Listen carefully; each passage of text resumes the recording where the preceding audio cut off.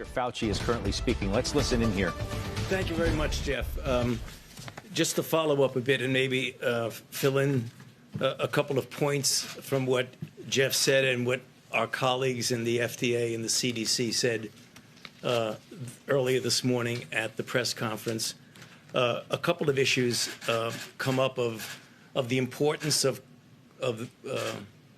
calling this pause because people say, what does a pause mean? It really allows both the FDA and the CDC to further investigate these cases to try and understand some of the mechanisms of what it is, some more details about the history of the individuals who were involved that might shed some light on looking forward, what will happen and what we will do. That's the first thing. The other thing is to make physicians out there aware of this, and there are some clinical implications of that I believe are important. For example, if someone comes in with this really rather rare syndrome of thrombotic thrombocytopenia, where you get thromboses, and when you have thromboses, the most common way to treat that is with heparin. That would be a mistake in this situation because it could be dangerous and make the situation much worse.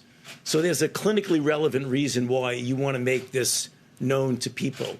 Also, when individuals, particularly younger women, who might come into a physician with a particular thrombotic phenomenon, which is things that happen for other reasons all the time, that we want to alert physicians to take a history of a recent vaccination. That would be important.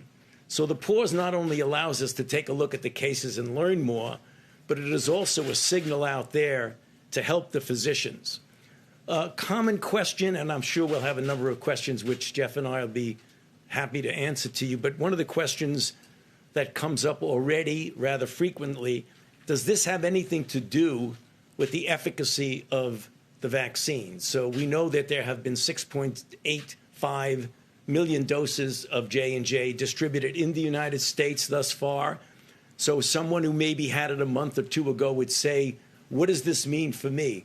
It really doesn't mean anything. You're okay, because if you look at the frame, the time frame when this occurs, it's pretty tight from a few days, 6 to 13 days from the time of the vaccination. The next question is one that we're all obviously aware of. What impact is this going to have about people's attitudes about vaccines in general? So you might know that there have been now 120 million people that have received at least one dose of a vaccine. Most of that, subtract the 6.85 million, is in the messenger RNA from Pfizer and from Moderna. There have been no red flag signals from those. So you're talking about tens and tens and tens of millions of people who've received vaccine with no adverse effect. This is a really rare event. If you look at what we know so far, there have been 6 out of the 6.85 million doses, which is less than 1 in a million.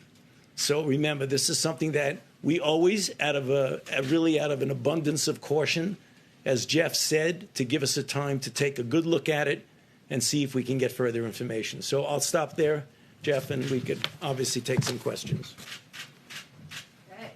Mary, you want to kick us off? You've described this as a really rare event, but this does seem like a pretty drastic step. Do you believe that the scientists sufficiently weighed the benefits of this pause against the damage or risk that this could do to the broader effort and the impact it could have on vaccine hesitancy?